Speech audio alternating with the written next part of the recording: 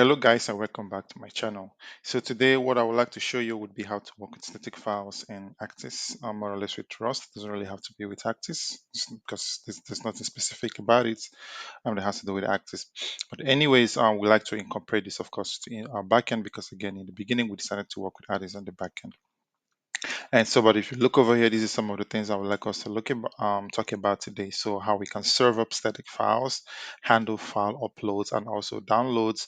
And then I can maybe tell you briefly how you can actually integrate with cloud storage. It doesn't have to be like with the AWS S3 or Azure Blob Store. It could also even be other providers like what you could get, say, from Superbase and such. But let's jump right in. So I'll close this up so to give us more room to work. Anyway, so if you remember, this was the code we had from the previous sessions that we've had until now. And I've not done much here actually, but what I want to do now is because I would want us to jump right in. So I can come in here and create a folder and I can call this file for now. And in here, I would add a mod rs file. And then just to bring this into focus, of course, I would like to come in here and say pub mod file. And then this would of course be in focus now. But what I would like us to do is to really start small and then of course progress to doing the interesting fun stuff. And so to do this, of course, would be handling multi-platform data as part of the request. And to take care of that, I've actually come down here and installed or added more or less an Actix multi-path dependency. This would really help us to facilitate like easy handling of multi-path requests. So with that out of the way, what I would like to do is to just show something quite simple and straightforward, and then we can maybe start building on top of that. So I'm just going to come in here and create a public function. So of course it's going to be async, and I will just maybe call it, I don't know, upload video. Again, it's going to be like what we've been doing since. So the response type should implement responder.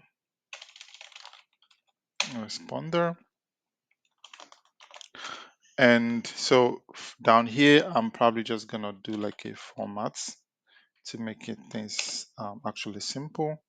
And in here I can say but before I do that, maybe what I would want to do first would be to come over here and actually provide the kind of data I would like us to accept. So here I would like a multi parts form, this one. So this should of course take a form. So I can define it like this. Should take a form, and this should be of type, of course, multi parts form. And then I can yeah, I can call this upload form. So of course I need to completely type this. So upload, come on. If I can type, I can call it upload form. So this is going to be sorry, this is going to be the type of what we actually send through.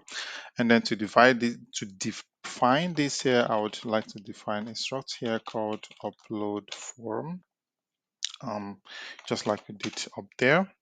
And then here is just going to have two attributes. One, I'm going to say file, which is going to be of type temp command file. And I need a JSON as well. It's going to be of type okay, so maybe before I actually do this, I'd like to import JSON from my Actix multipath. So I can simply say JSON multipath form JSON, and maybe I annotate this because I wouldn't want to have confusions. I can call this mp JSON like this, and then so this would be what I want actually. And of course, I need to type my JSON. So again, I'm just gonna call it like metadata. And then what it means is that, of course, I need to again come over here and then define this as well. So I can say struct metadata, and nothing. It's just gonna have one field. I can call it name. It's gonna be of type string. That's it. And of course, I need to add some traits already here. So derive. I would like to add a debug and maybe, of course, a deserialize. And I will want to do same also for my upload form. And so actually what I need here would be a multi-part form. And then in here, I would also, again, for the file, add some annotation because this would be what would want to, of course, process in the multi-part form. But here I have the option to add more information. So I can say I can say multi-parts. And then in here, I can actually provide additional information about the file that I want to upload. Here, I can add a limit. And maybe here I say 10 MB. So this would help me to define more or less the maximum limits or the file size that I would like to accept during this upload. Okay, so now that we have all of this defined, we can actually now come in here and then maybe give the user some interesting information. So we can say you have uploaded file. Um, Maybe we say with name. So we provide the name of the file, and size. We provide the size of the file. I think this is enough for now. So in here of we get this from our form, and we need the name in here.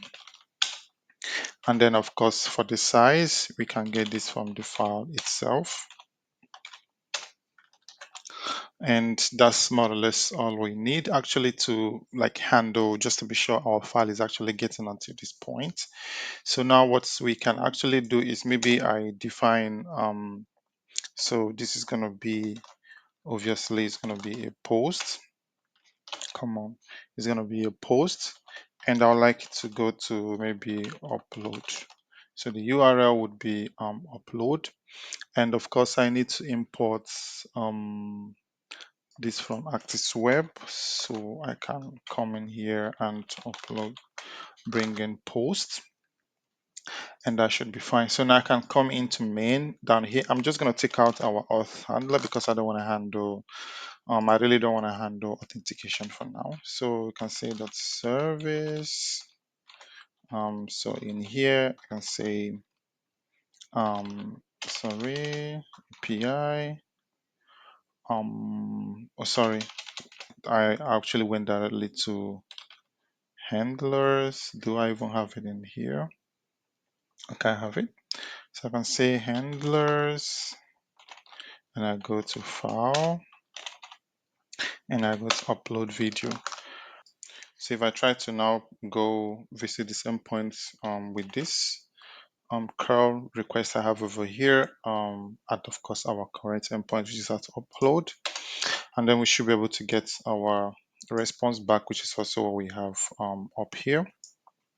So but that's fine, but I want us to actually get down to the interesting parts without wasting so much time. So there are actually a couple of ways we can actually do this, but what I would like us to do first would be to try to see if we can actually access a file that is currently on our PC. I'm just going to work with this directory here, and then when that succeeds, the next thing we'll do will be to try to upload the file into our server, into our directory more or less. So the first thing I do is I'll create an endpoint that we can actually use to read a file from this directory. It's gonna be a get, and of course it has to be a public async function, and I can call it download file. So it's going to be a function, like I said, that will be able to provide a path or a valid name of a file within our current directory, and it should be able to download this file for us. And so I would like to pass again the name of this file here as query. And how I can do that again is pretty straightforward. I can probably call it file name. So it's going to be able to match everything, of course, within this scope. But for now, let's proceed this way. So we have our request. We should be of type HTTP request. And for response, I'm going to make it return an optional. So you should be able to return a result, which can actually be a named file. So I'm going to say fs named file. And of course, I need to bring in my Actix files. So I can say use Actix files. And I'm just going to give it a name fs. So this should give me this named file, of course. And then apart from this, I would want an error. And this, I want this error to be, I want this to come from Actix actually. Should be this one. So I can actually come in here and bring in error. Come on. Actually come in here and bring in error. And now we implement the body of the function. So here is really going to be pretty straightforward. So first thing I would like to do is to get um, um, our current directory more or less, because I'll try to use this to of course know exactly where we are and then know the file that we would like to download. So I can call this current. I'll try to give it descriptive name. So std.env, and I want to go to current dir, and I'm just gonna handle the error, and I can say failed to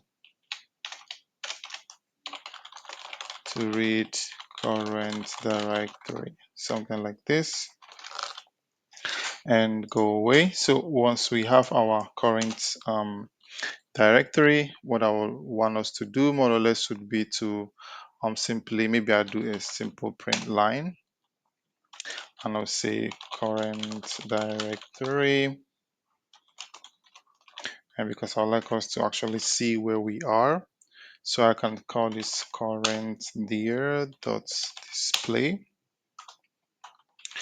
This should help us basically just log our current directory anyways. So but what once we have this, now what I would want to do more or less would be to try to get the name of the file that the user is trying to access. So we can see something like let path, and path is going to be of we get this of course from our request. Sorry, this is not what I want to do. Come on. Oh, no wonder this is supposed to be REQ for request. So request.match info. And what I would want to do is, of course, query the string which I have up there, which was called file name. And I'm gonna do it like I would like to put it, of course, in a new line. So I can say parse to parse the content. And for now, I'm gonna do an unwrap.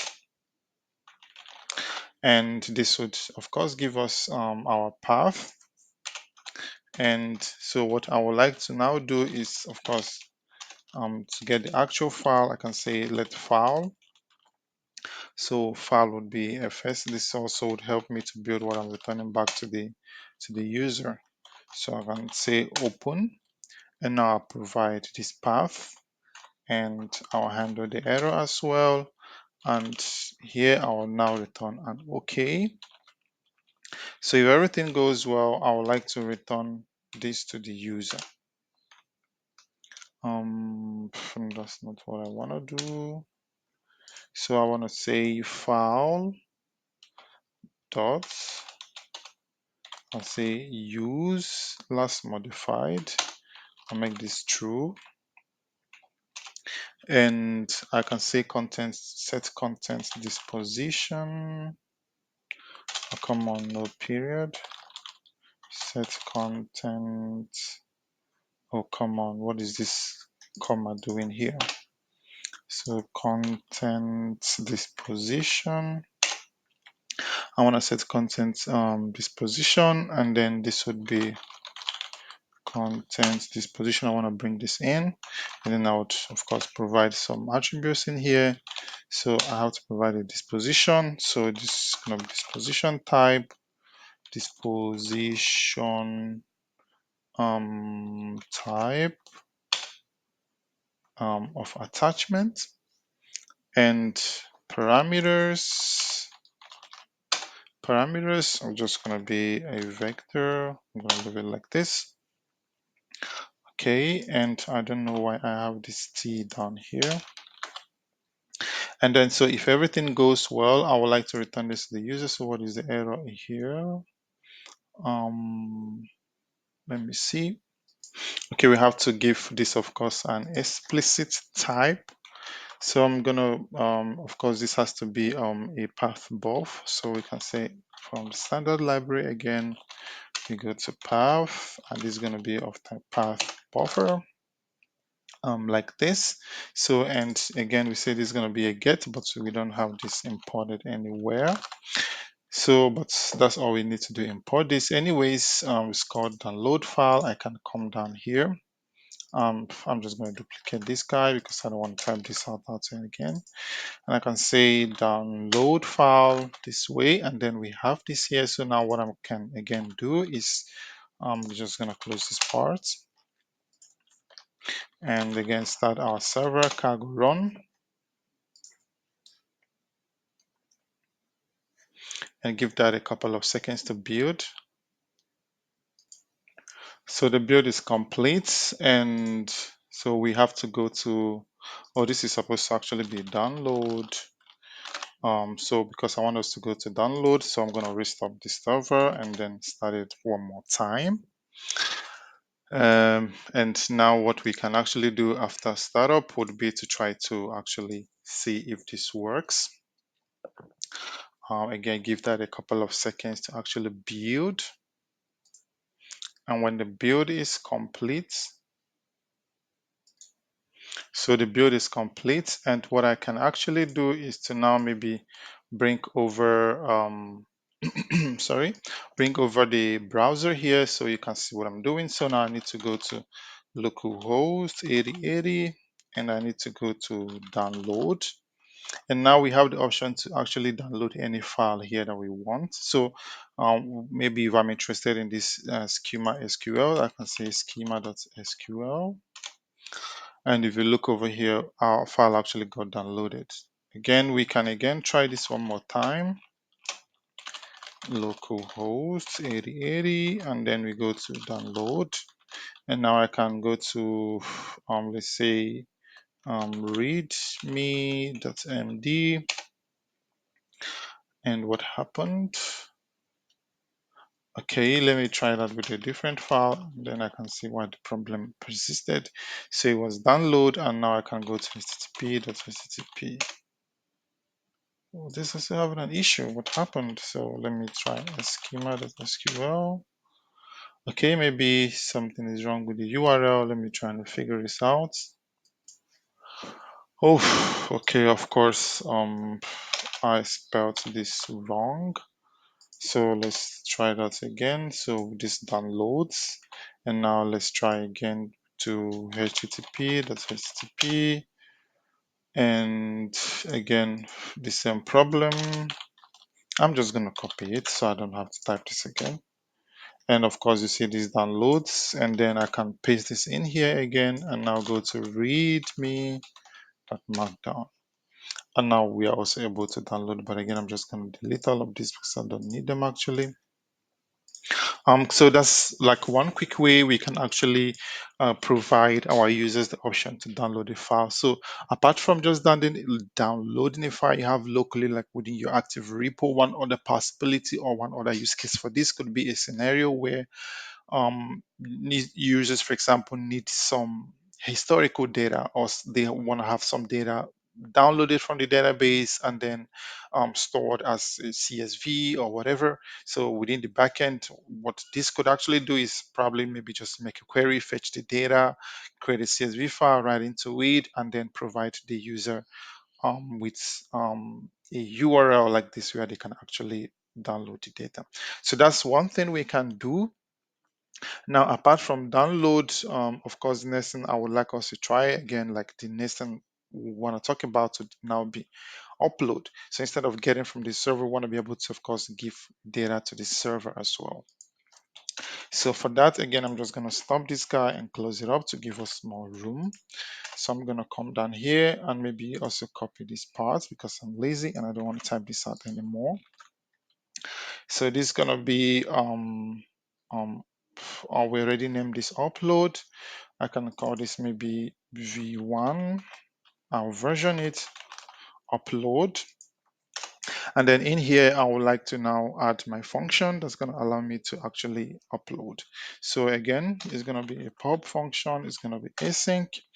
And I'm just going to call it upload. I'll call it V1 just to give make it not look exactly like what we have up there. So I'm going to have my payload. My payload is going to be of type multi-part, not multi-part form. This is going to be a lot more straightforward than what we had before. Again, it's going to again let's return a result, and that result will give us HTTP response. Where are you? It's going to be an HTTP response. Okay. So again, I'm just gonna copy this guy, our current directory, because I want to see where to actually put this. So I'm gonna copy the current directory. And what I would like to do is maybe I have here, as you can see, created a folder called images. So what I would like to do would be to actually now reference this folder and then actually have the file go in there and nowhere else. So that's what I would want to do. And now I can say let's image dir. So image directory would be my current dir dot join. Come on. And this is just going to take my images like this. So this is going to tell us where to actually put our files. What is this? It takes two arguments. Yes, of course. Of course, it takes two arguments. So, and this is this one. Okay, now I don't want to use this, so I can use Actix Web result. So with this, I'm able to, of course, pass just one argument. But anyways, that's fine. So now we have a directory where I would want to store our file. And maybe what I can actually do is to try to create this directory if it is not there already. So I can match this function, the creates dir all function. So it's from fs and then creates dir all. And then here I would like to pass my image dir. So I'll pass my image dir. And now, of course, two things can actually happen. So if I get an okay, if everything goes well, I maybe just want to print a message to the user that says image dir successfully created. So it was created successfully. And if that is not the case, I should have an error arm. I should have an error arm. Oh, sorry. Come on. Wanted to pass a reference and then I squeezed in a $sign in there. That's crazy. Expected enum. Yes, of course, we still return our, okay, I'm just gonna add an okay in here just to make all these errors, annoying errors go away actually. And maybe just to get rid of this entirely so we can actually focus on what we are doing, I'm gonna add an HTTP response. Okay, and then I add a body, and then I can say something like file has been successfully uploaded, like this, just so we don't get any errors and we can focus on our logic. So now we're trying to create the file. So what we can do is actually match the kind of error we're getting back. So I can say if error.kind, if the type of error we got is already exists. So if the file, if the directory already exists, so we should get error kind, and then we should get already exists. So if this is the case, I want to just maybe say something like I don't know, image there already exists, and I can say there. So this would be my directory, and now I'm just gonna provide image, common image there. What is the problem?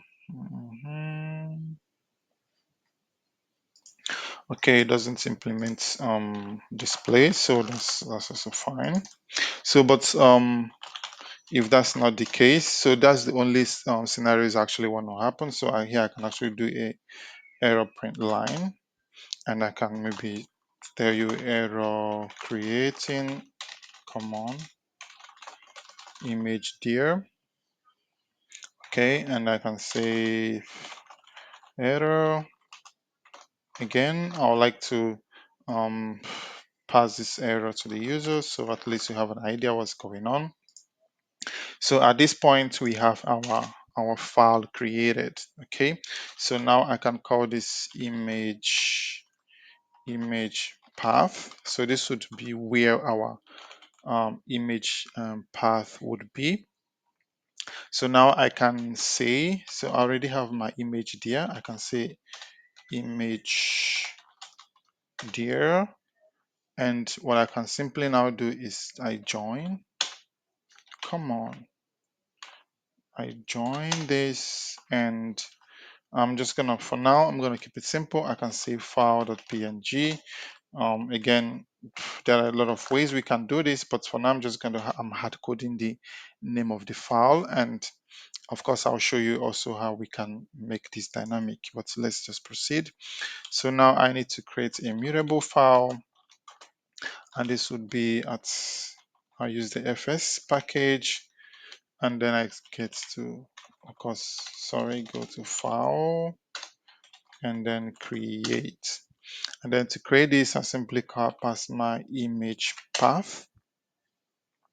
Okay, and I also try to propagate the error. But now I have my file. So what I would like to do now is to constantly read from the stream, from the upload stream, and then write the byte into this file. To, of course, it's not gonna happen like in one fell swoop. It's gonna happen like in a stream. So I would like to handle that this way. So I can do like OK sum, and I say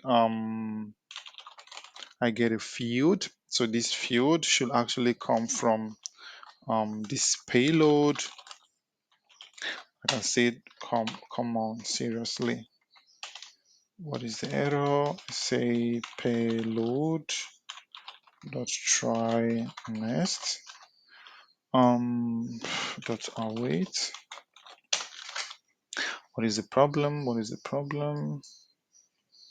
What is the problem? Value local variable already exists.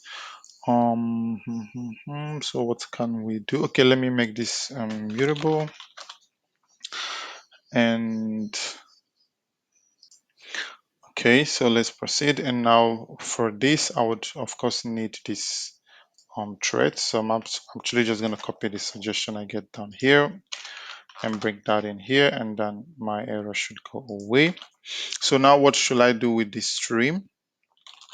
I will need to get the content disposition, and this would be field dot content disposition. Again, I can do an unwrap to keep things quite simple. Now I have my content disposition. Again, now here I can also get file name, and file name again would be from the content disposition dot get file name. And again, I unwrap. So what I can actually do here is or else. So if this doesn't succeed, I have the option of providing something different. I have the option of providing something different. So in here, I can actually maybe do a move, and I can call this sample.png, whatever. And I think that's what I need. And of course, then I do a to string. Okay, and now I have my file name. So this is the points where I can check if this, at this point, I actually think no matter what happens, I always have a file name anyway, so it's totally fine. So what I can now do is to read constantly, continuously the chunks that we get out of the file and then write them. So I can use a while loop here. So I can say whilelet, use a whilelet syntax. So whilelet sum, and I'll name this, I'll just call this chunk. And this chunk would have just come from field.next, where we constantly read the content of this field. And while this is the case, I can say, let's see, equal to chunk, and I can say dot to vec. I convert this to vec, and so and this should of course give me a vector of u8. So with this vector of u8, I would like to convert this to a slice of u8. So I can say let's mute. I'll call this my data. This should be of type, like I said, u8. And this again is just going to be just converting this to slice. To slice. Come on. As slice. What is going on? This is equal to c dot as slice. Come on. Okay. And now I have my u8, and now this u8, what I can simply do is to use std copy. So I can do std io, and I do a copy. And I need to provide a reader and a writer. So my reader here would be, I'm going to pass my this data here as immutable, and then my writer, of course, in this case would be my file, which I will also pass as a mutable. So this would be equal to file. And now I have some error. What is the error? Okay, unused results. Okay, I can simply do unwrap, and this would handle my result for me actually. So, but I also wanted to show you that this is one way we can, of course, also extract the file name if we needed to still give persist this name as the name of our file here. Or what you can also do if you don't want to go this route where I'm doing unwrap.or-else, what you can also do here is to check if this file name is not empty. So you could say something like if not file name that is empty. So if it is not empty, then you can do all of this. So I'll probably also just cut all of this and put them in here. And that's one thing you can actually do. And then, but other than that, if everything goes well, we just return back to the user and see that everything has gone successfully well. Okay, so now what we can quickly do to see if this actually behaves the way we would expect is to just quickly come to our main. Again, I'm just going to copy this guy, come down here, and now I say upload v1. So this will be our new version here. So, and the path is at v1/upload. And again, I'm going to run our server cargo run so we can test things out. Okay, so right now our server is up, and what I can do is quickly bring my Insomnia over here so you can see what we are doing.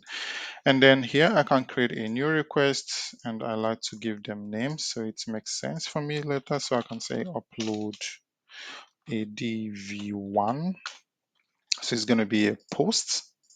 and it's going to go at http / localhost, and it's go to 8080, and it's going to go to v1, and it's going to go to upload, and it's going to be of type multi-platform data. So I'm just call this file, and then the type here should be of type file. So now I can select a file, and this pops up my download files on this other window, as you can see over here. So I select this file, and now I have it here, and then I send a request, and then I get the message back, message successfully uploaded. Again, if you look over here now, maybe I collapse this.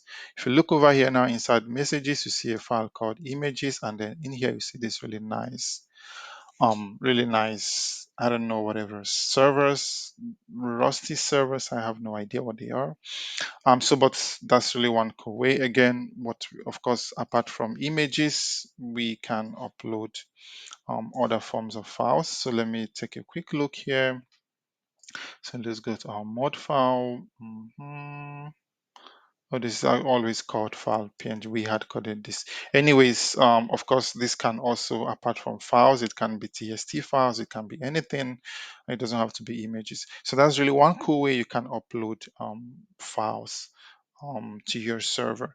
I will also show you one last example of how you can upload file, and then we'll talk a little bit about cloud blob stores, and then we can wrap up this session. So now we are done with this example. Again, I'll shut down our server and then close this up. And now, like I said, the last thing I would want to do with regards to this topic would be to show you more or less how another way you can also upload files. So I'm probably just going to copy this guy again, because that's the important thing I need here. Put it over here. Now this would be v2. Sorry. So again, you can actually, I'm guessing you already know this is actually something you can do in development, to have different versions of the same API. If you're doing some whatever migrating like old logic to a new one, testing things out, whatever, you have the option to version your APIs. Anyways, so I'm gonna call this again upload v2. And again, it's going to take exactly what this guy had. So immutable payload, which should be of type multi-part. And I'm just going to keep this one simple. So it should return anything that implements the responder like this. That's all. It's the only constraints we want to put in here. Okay, now so let's proceed. So what I will also want to do here is to get these guys, just so we have access to our image directory, to know exactly where I want to put our images. But once we have our images, so we can simply, I don't want to repeat this again. Of course, you can copy this, put it in there, make sure that this images folder is always created, whatever. But we have already done that, so there's no need to repeat ourselves again. Okay, so again, I'm going to do something quite similar here. So I want us to read through the payload that we have received, and then of course process the field data again. So I'm just going to copy this guy, and so I'm getting this error one more time, and I don't like it. So okay, I can also just, so this guy leaves me alone, http response okay, and I can do a content type. My content type would be, I can say texts, plain, it can be JSON, whatever it is you would want to return. And then I can say bodies. For now, I just want to give the user a plain text with a body that says, I don't know, something like this. I don't want to think too much about this. So I'll copy this, put it in here, save this. Okay, the error goes away, and now we can again focus on our logic. So again, I come in here. Once I have our field data, what I will need to do again is to get the content disposition and the file name, and then I would like to generate a file path that is dynamic. So I can again say content type. In this case, let me get Nope. I want this as well, so I want the contents this position, so I'm just gonna copy this guy again, put it in here, and now I need the file name one more time, so I copy this again and bring it down here. So now we have our file name. So what I would like to create out of this would be what I can now call my file path. So my file path, I'm gonna use the format macro to keep things pretty easy. So I would like to, come on, I would like to pass two things here, like this. What is wrong with it? Like this. And I need the format macro, not this one. So I need to provide the path to my image, and then of course use the name that the user is giving me as the name of the file. So in here, I would now say my what is missing, images where I use. So I can say image dir, and now I need to provide the file name like this.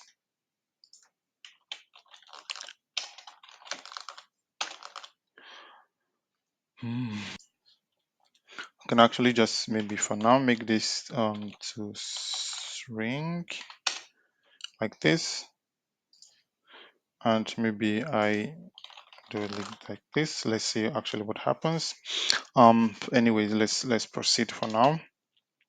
So now here I need to create my file. So this would again, maybe what I can actually do here is to block on this on the thread, because I would want this to complete before we proceed. So I can say web.block. And then here I need to provide an F1's formula, more or less a headless function that's going to take care of the creation for me. So again, I say stdfs, and I want to use the file module, and then I say create. And then here I can simply provide my file path. And so I can again wait this. Oh, seriously. Oh, come on. And then unwrap, close this off, go away, we don't need you. So now we have our file this way, and now what I would like to do now would just be to match this file. So two things I would, of course, I need the two arms, I need my OK arm.